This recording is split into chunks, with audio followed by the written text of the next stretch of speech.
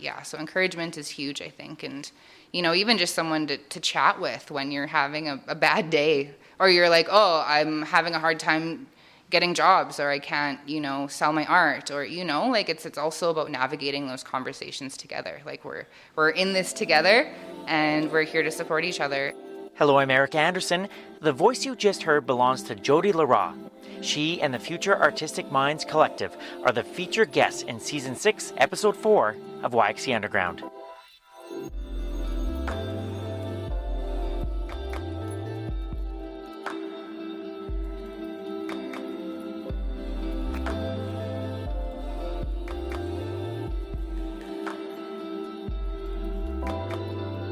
Finding your voice as a young artist can be challenging, especially if you can't find the right space to express yourself creatively.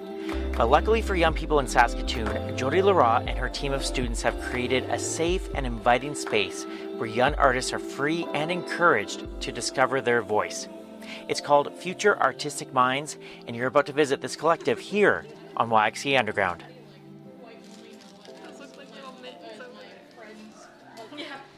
What did you change your mind to? It's a Tuesday night in late November at the Core Neighbourhood Youth Co-op in Saskatoon's Riversdale neighbourhood. The building is broken up into several different spaces. There's a recording studio down the hall from the kitchen, a silk screening press in the basement, and in the kitchen and dining room area, a group of high school and early 20-something artists are sitting around a long, wide table making art out of felt. All of this falls under the umbrella of the Future Artistic Minds Collective, also known as FAM.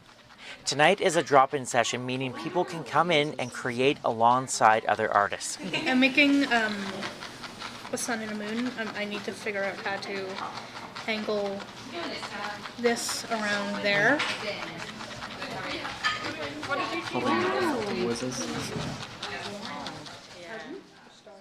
This is where Jody Lerat spends a lot of her free time.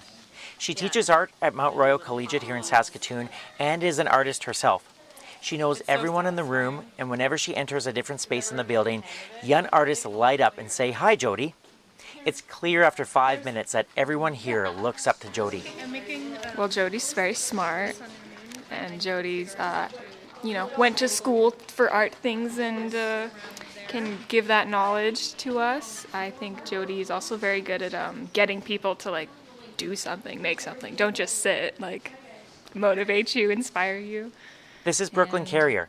She was one of Jody's grade 10 students at Mount Royal back in 2019 who helped create the Grassroots Youth Art Collective. Today, she is a program coordinator with FAM. Yeah, and I think they make a very good safe space for youth who maybe don't feel like they fit in normally. Also for queer youth, that's a big one. Most of the people who attend FAM are a little bit fruity, a little bit rainbowish. What did you change your mind to? FAM has several feature artists who serve as mentors to its young artists. One of the artists is here tonight, Saskatoon's Alana Moore. I was just looking for a place to kind of give back and make some art, and I showed up and was like, hey, can I sweep your floors?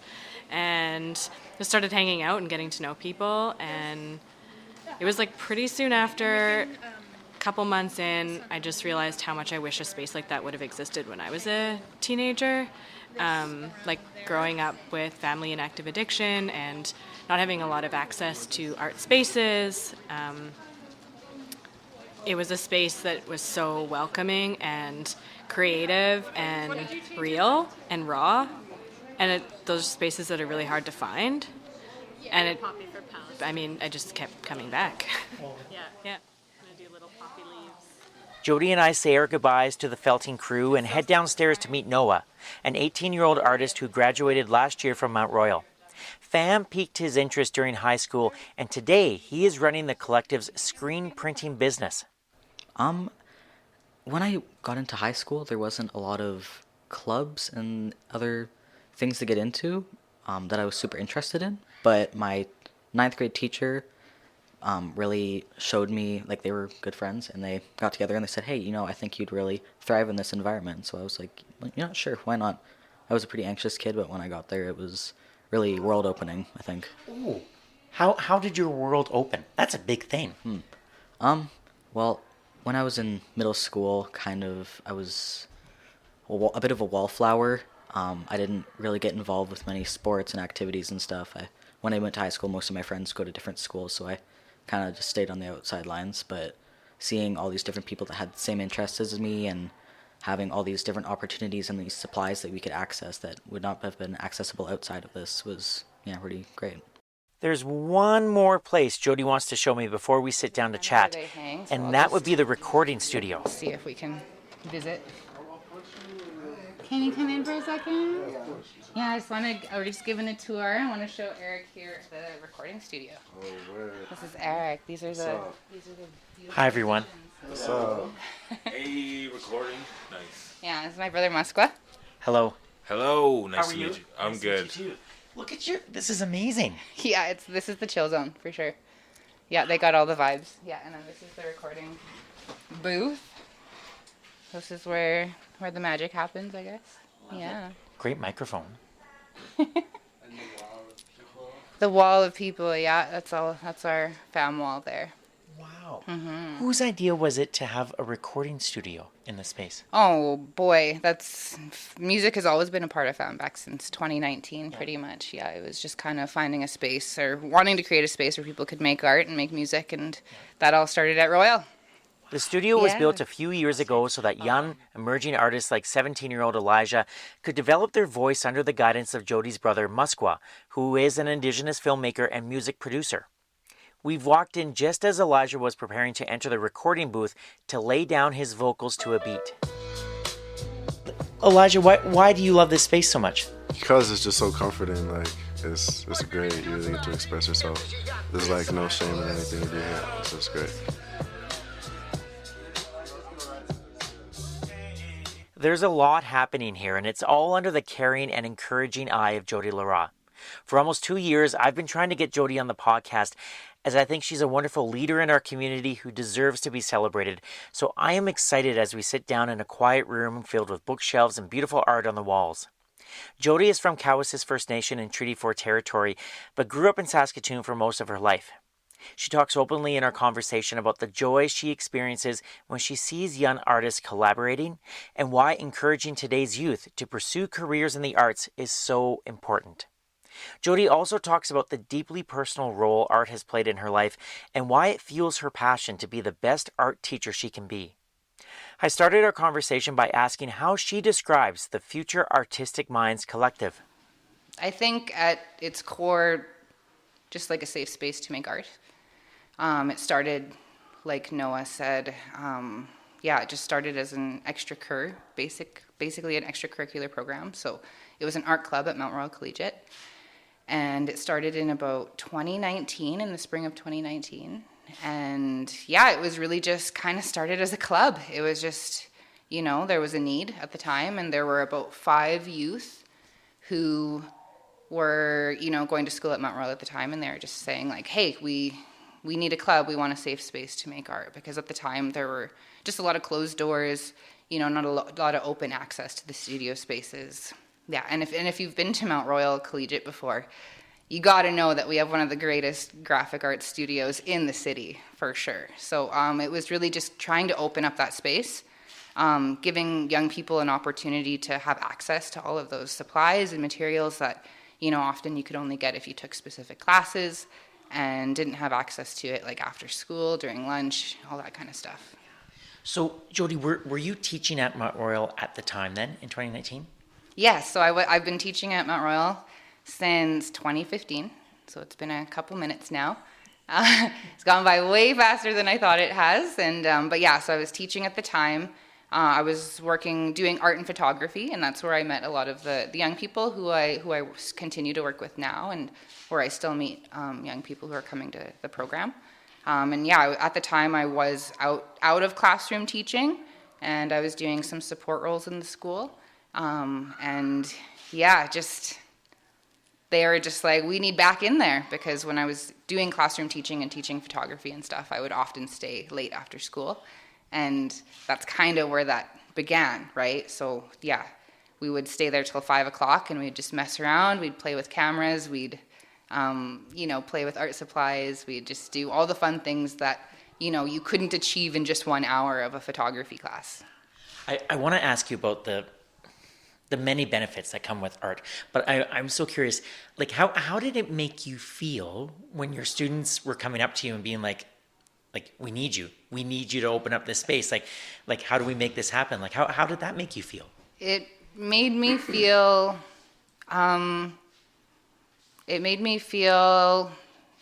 really happy and really kind of sad at the same time too, right? Like just knowing that one, they needed it or were asking for it, and that just showed that they didn't have access to it, that it wasn't there, but it also made me feel a lot of joy because I knew that I could provide something. I knew that there was a way that, young people could have access to these things, and, it was definitely something that brought me a lot of joy in thinking that this was something that I needed when I was a teenager, So when I was younger, definitely didn't have access to art in that way, and I was always an artist since I was like a little kid, and my cookum gave me my first sketchbook, and I arted for a long time, and then as I grew up and got a bit older, I just had life issues, lots of good and bad things happening in my life, and that especially peaked in high school, and I just think that I wish I had something like FAM when I was that age, because it might have given me some type of creative outlet to get out all the things that I was experiencing in a more positive way. Mm-hmm.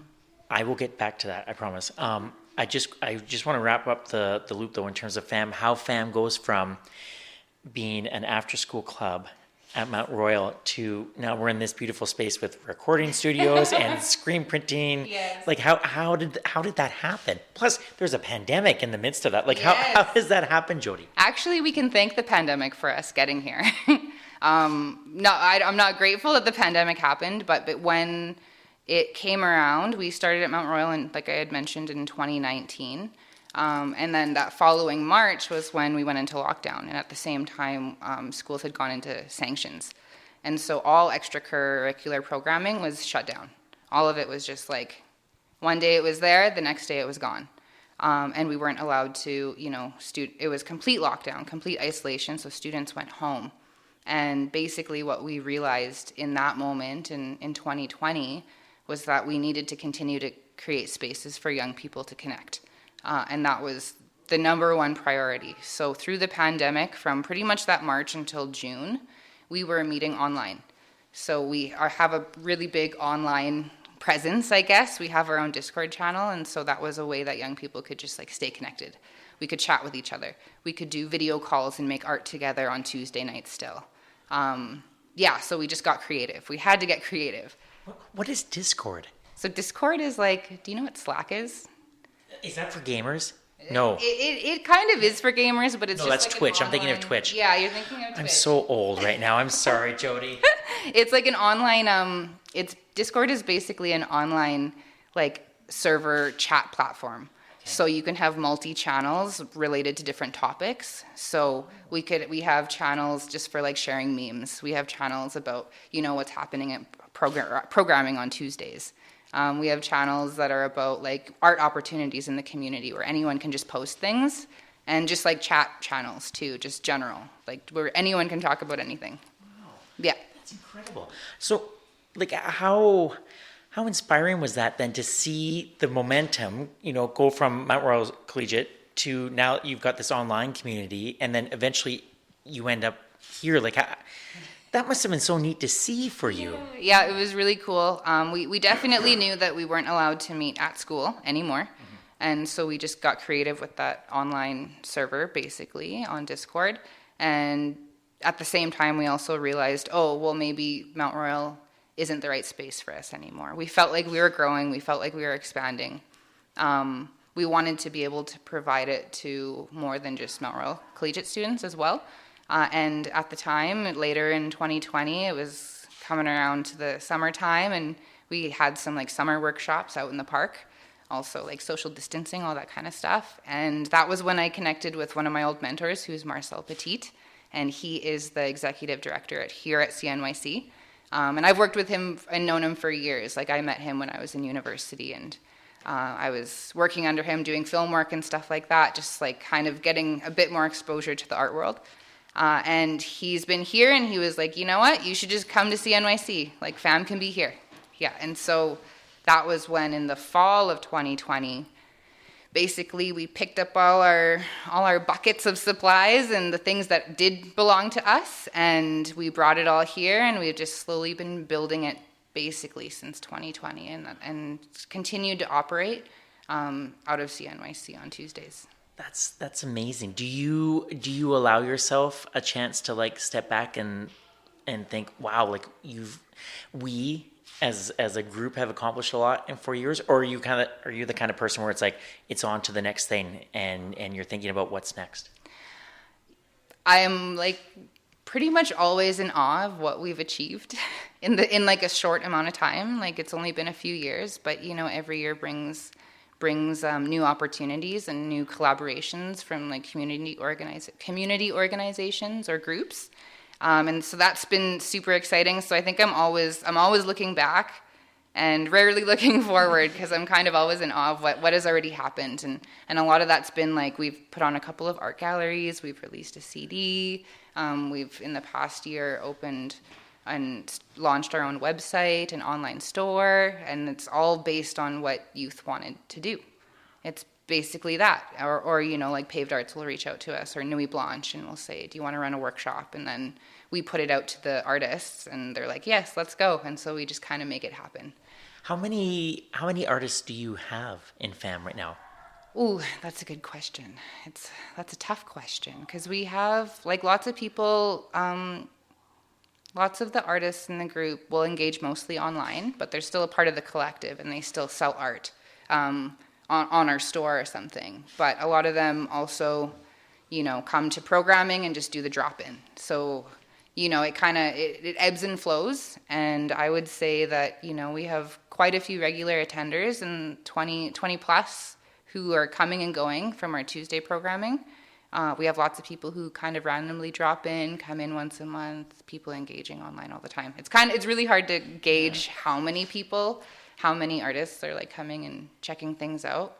Like Sophia is one of our newer members. I don't even know how Sophia heard about FAM, or like just kind of popped in, right? So it's really nice that we just have people that just drop in and like hear about it through the grapevine, and a lot who have heard about it through school at Mount Royal still, or other schools like that. And it's geared for students, right? Or can you be old, like graduation? Yeah. Okay. Yeah, so a lot of our members are, obviously it started in high school, so it was a high school extracurricular program, and then, you know, since that time, since 2019, a lot of them have graduated, like Noah, who's a grad, and we have some members who are in university right now. They're doing art degrees, or they're doing, you know, their education, they're in ITEP, or they're in some kind of program. Yeah. So it's kind of spans. Like, we have anyone from, you know, 12 to 13 showing up here up to like 25 now. Yeah. May I ask you a really big question? Yes. I've been thinking about this all day, because I was so excited to come to the space and to meet you, because we've been emailing back and forth for a long time. Yeah. But I'm so curious from your perspective, and maybe this can dovetail into your own story too, but when you were working with these young students, like how do you see art changing their lives? Oh, oh gosh. I know, big question. How does art change lives? Is that the question? It kind of is. Oh gosh. And like how are you seeing it? I'm seeing it because art has a way of just like opening doors. It's a way of opening doors to opportunities. It's about opening doors within yourself. It's about pretty much everything. I don't know. It's really hard. That's a hard question to answer, because we're all creative. We're all born creative, and I think that, you know, whether it's through the education system or whatever experiences, that somehow that gets snuffed out at one point. I was going to say, I think sometimes we forget that, don't we? That we are creative. Yes, and we are all creative. We're all born creative, and it can be one experience, you know, that can make you think that you're not good at art, or that you can't create, or that you're not capable. But we all are, and I think that's the beauty of it. I think that's, you know, what FAM has shown me and continues to show me, because there's a long time that I wasn't even making art or doing art myself, and it just keeps me inspired. And so I hope that through it, we're also inspiring each other. So that's the community piece of FAM, right? Like you don't want to be creating alone. Like I certainly don't. I want to have people that I can be creative with. And I think that's a lot of what FAM can provide for all the artists involved. Do you see the artists here, like, is it as simple as like bouncing ideas off of each other, or like, hey, I did this, like, what do you think of it? Or does it even go like more beyond that? Yeah, I think it does. It hits all of those things. Like oftentimes, like, yeah, you don't want to like be doing something in a bubble where you can't get feedback, or can't get like support, or encouragement, all of those things. Yeah, so encouragement is huge, I think. And even just someone to chat with when you're having a bad day, or you're like, oh, I'm having a hard time getting jobs, or I can't sell my art, or like it's also about navigating those conversations together. Like we're in this together, and we're here to support each other. And that's, I think, a huge piece of what it is just like just knowing that you're not alone trying to do what most of society tells us is not a successful career goal, which is being an artist. That's a tough like hill to climb, isn't it? At times. Yeah, totally. And that's what we're told our whole lives as well, right? Like, get a real job, get a degree that matters, or go into this or go into that. And if you go into the arts, you're not going to be successful. And sure, yes, it's definitely a big ladder to climb. It's hard, and it can be really tough to get your foot in the door. But it's not impossible. It's not impossible, and that's a huge thing that we try to promote through FAM, or just want people to know, like, of all ages and all backgrounds, is that anyone can do it. We are all capable. Sometimes you just need the right people in your corner to help you like realize that. It's very clear that you're one of the right people to have in the corner. Do you? I was going to ask you if you take pride in that, but I don't know if that's the right way of putting it. But do you enjoy that role as, like, you're encouraging the youth? Do you enjoy that? Yes, I love that. It's something that I think is one of my gifts, or I hope is one of my gifts, is being able to support people and support young people on their paths. It's why I became a teacher. As a two-spirit person, we're told we're the educators, we're the bridge between worlds in many cases. There's lots that goes into that. So I think that my path to becoming an educator and becoming an art teacher and doing these different types of support roles in schools has really led me to this point where I'm like, oh, this is what I'm meant to do. Like, this is it. So it feels really good, and it's, to me, I think, has always needed to have an art focus, because it's really what fuels me as well. You talked a little bit in a few minutes ago about the personal role that art played in your life when you were a kid. I'm wondering if you want to share a little bit more about that, in terms of, like, do you remember when art first came into your life, and like, did it immediately click to you in terms of, like, oh, I'm a creative person, this is a way that I can express myself? Yes, yeah, always. And like I think I had mentioned earlier too, yeah, it was my cookum. And she raised me until I was about 6 years old, and she was the first person to put a pencil in my hand and a sketchbook in my hand, and she was an artist, and she was a residential school survivor, and so she experienced a lot, but she always wanted to foster this like creativity in me, because she remembers not being able to be creative or make art or do things like that. And so I think that's been a pretty huge inspiration for me. I obviously wasn't thinking about that as a child, but it was her that really, really fanned that flame for me. And then as I got older, lots of things happened. Things got pretty wild, for sure, as I was growing up, and my life was just like rocky and unstable at a lot of points in time, and I lost art, so I forgot about it.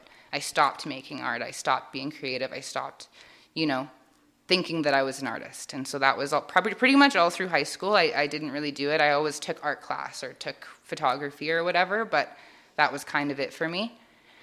And it was kind of when I got out of my slump and, like had finished high school. It took me like 5 years to get through high school. I bounced from school to school in Saskatoon here.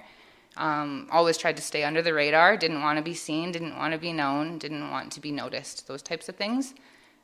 So that was, that was probably the tougher point until I kind of came back to art. And that was when I decided I wanted to go to university when I was about 21. And at the time I was just like, you know what, I'm just going to go to university. I'm going to, get an education degree, and I'm going to go teach overseas, and I'm going to go, go somewhere far away.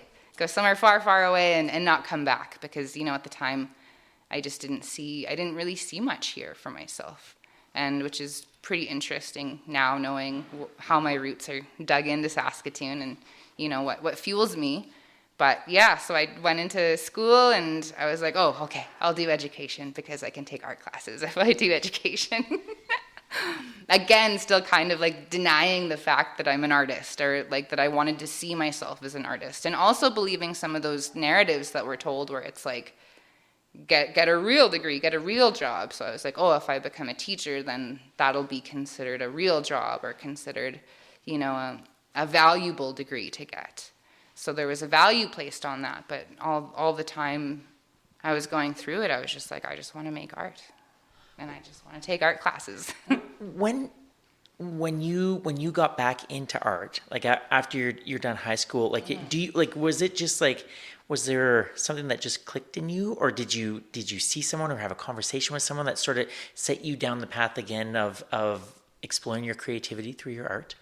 I can't really think of a specific instance. I don't really know what it was. I think it was more or less me just for so long trying to deny this part of myself that when I came back to it, I just knew that that's what I needed to do. It just felt right. It just felt right, yeah. And I just, just knew I needed to do art, and I knew that that's what I was passionate about. And I knew that if I became a teacher, my long-term dream was to just be an art teacher and to continue to try to help foster that appreciation for art for people in high school, because I knew that's when I lost it. I knew that's when, I was not really creating anymore, not having, something like FAM or something that could keep me engaged or keep me with a positive community structure or something like that, right? That's really powerful. It is, and I say that as someone who was a teacher for 2 years, but I entered it because I had a history degree and I didn't know what I wanted to do, but I knew, what am I going to do with a history degree? Exactly. But you entered the profession with such pure intentions. Like you really wanted to make a difference. Do you feel like you're doing that? I hope so. Yeah. I really hope so. I hope that every time someone walks into my classroom, I can make some kind of safe space for them to just be their authentic selves. That's really it at the end of the day.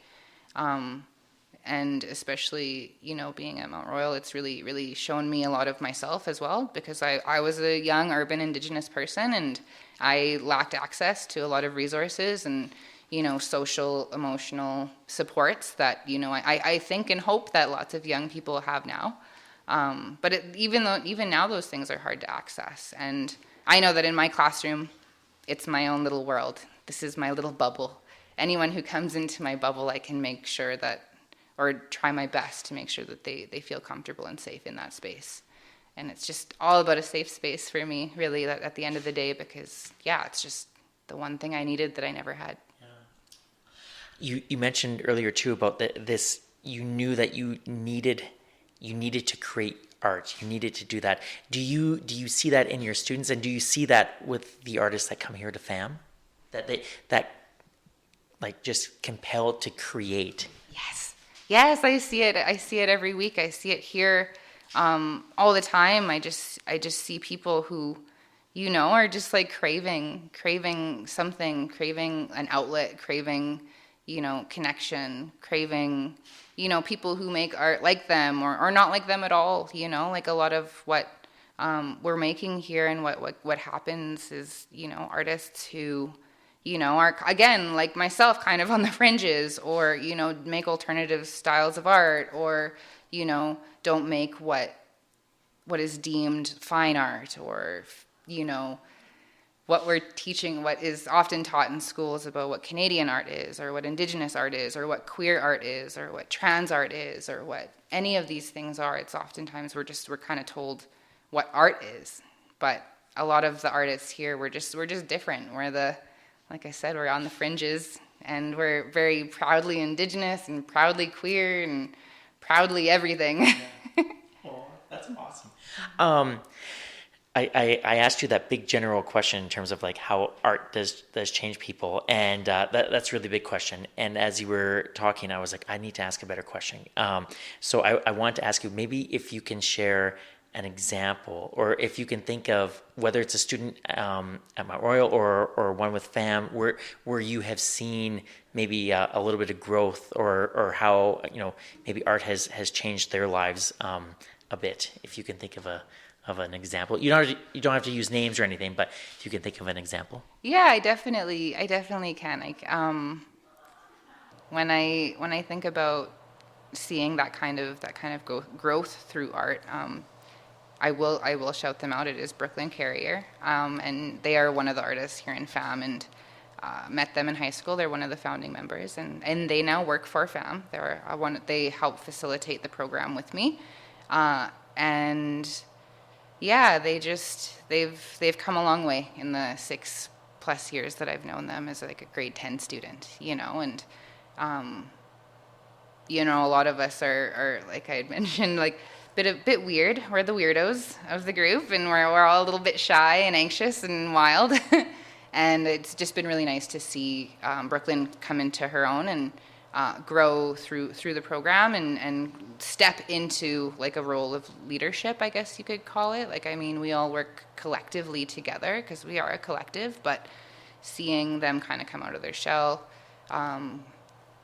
creating art that they want to create, creating things that that speak to them, that resonate with them, is really nice, and have taken on a huge role with like running the website and store, and they really enjoy that aspect of the collective. So it's been really nice to see how someone can grow like that, and that's just one example. That's just one example of many who have grown kind of in their own unique ways. Noah would be another good example. I was just about to say, like Noah, he described himself as a bit of a wallflower in middle school and early high school, and now he's running the screen making. Like, that's great. Yeah, we're all the art weirdos, and we're not shy to say it. We all know it. Yeah, and it's just like that's part of it too, is just knowing that we see ourselves in each other, but also see each other's differences too. We all know we come from different backgrounds. We all know we have different lived experiences. We all, face our own hardships and share our joys together too. That's a huge piece of what FAM is. It's like, it's joy. It's about joy. At the end of the day, we want to share joy. We want to share the excellence of each and every one of us, and that's a huge piece of, I think, just creativity as well, and like why art is also powerful. You've been very generous with your time. I have one more question for you. Where would you like FAM to go in the next few years? Oh gosh, that's the hardest question. That often is the hardest question, and I do get asked that, and I don't really know. It's an organic being that grows and ebbs and flows, and it leads its own path. I'm just here to facilitate that. I'm here to help guide the path, and help make visions and dreams and goals form. So it's been pretty crazy. Like, we've done art galleries, we've done workshops, the store, like I mentioned. It's like, well, where can it go from here? We started doing markets to sell art. That's another avenue of like creating income for young people, and finding ways to like make art through their craft. That's a really important piece as well. I always hope that it will continue to be a place for mentorship. multi-generational mentorship is really important. So working with other local artists who believe in this vision of inclusivity and safety and, accessibility. So that's kind of where I hope it will always kind of remain. But I don't know what's next. We'll see. We'll see what the art community has to offer. Do you ever have any downtime at all in your life? No, never. I rarely do. But I still got a 7-year-old and he keeps me on my toes. Oh, Jody. Thank you so much, because I know we've been, I've been like, nagging you for like close to 2 years now, because I wanted to highlight the work that you're doing, but I've learned so much more about FAM thanks to you and also yourself, and I know the participants here are so lucky to have you as a leader here, but also your students at Mount Royal are so lucky to have you as a teacher. So thank you for being on the podcast and for showing me around. It's a wonderful space, so thank you. Yes, thank you so much for coming. We're happy to have you here.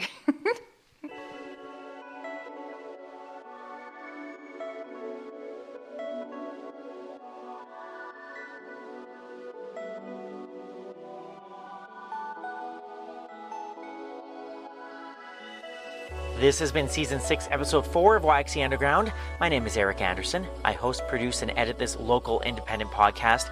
My thanks to Jody Lerat and everyone with the Future Artistic Minds Collective for sharing their stories in this episode. You can learn more about the collective by following it on social media or at futureartisticminds.ca. If you like what you just heard, please feel free to give the podcast a 5-star review and tell your friends. Doing both really does help the podcast reach more listeners, so thank you. I also want to give a big thanks to FAM member Sofia Zhikova, who stepped up at the last minute when I couldn't find a photographer for this episode and totally rocked it. Sofia took incredible photos and was so much fun to work with. She's just starting her own photography and graphic design career, and let me tell you, she is really, really good. You can find her on Instagram by searching layerbeyond.graphics, and I'll put a link to her page in the show notes. Thank you so much, Sophia, for all your help, and I know people are going to love your photos. I certainly do, and best of luck with your career. And I hope we get to work together again soon. That would just be awesome. Thank you to my cousin Andrew Dixon for the original theme music, as well as Saskatoon's Danger Dynamite for taking such good care of the website. Now, I want to give you an update in terms of our fundraiser for New Hope Dog Rescue. All the shirts and pretty much all the dog bandanas and cat bandanas are sold out, and we managed to raise over $2,200 for New Hope Dog Rescue's animal safekeeping program. Thank you so much for supporting this. We've been fundraising for about 4 months now, and the support has just been amazing, and that money is really going to make a difference in a lot of people's lives and a lot of animals' lives as well. And if you want to learn more about the animal safekeeping program, you can listen to the first episode of this season that dropped in September, and New Hope is just doing incredible work, so I can't thank them enough for sharing their story, and the Saskatchewan SPCA as well. And I hope this money really does make a difference. I think it will. So again, thank you to everyone who donated. I really do appreciate it. Before I go, I also want to say that all of these interviews were gathered on Treaty 6 territory and the traditional homeland of the Métis. YXE Underground is a production of the Saltheimer Production Company. My name is Eric Anderson. I hope you all have a safe and wonderful holiday season, and we'll talk to you in 2024, Saskatoon.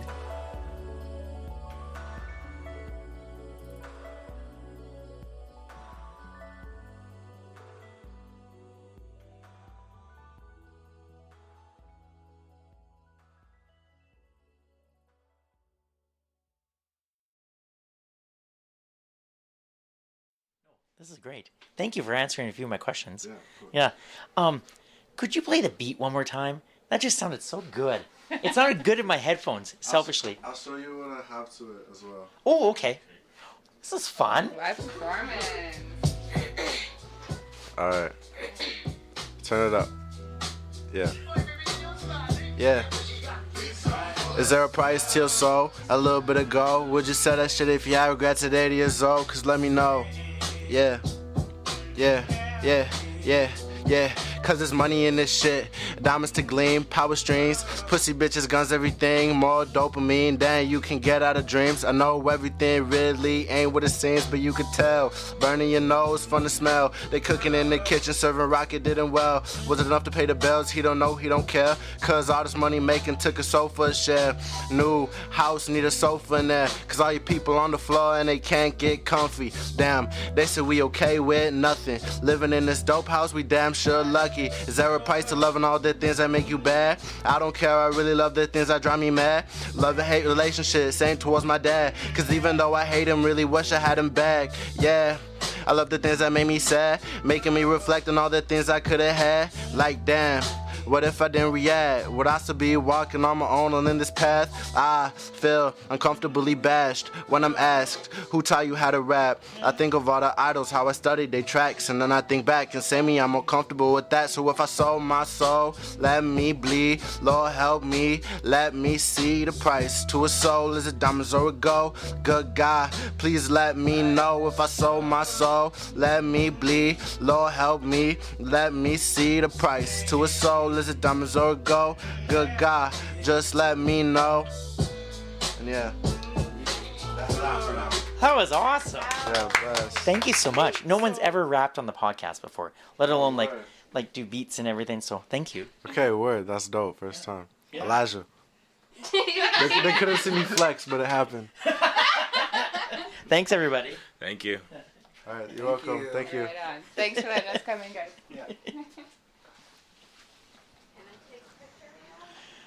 Oh my gosh, Jody. Just a regular Tuesday. That was amazing.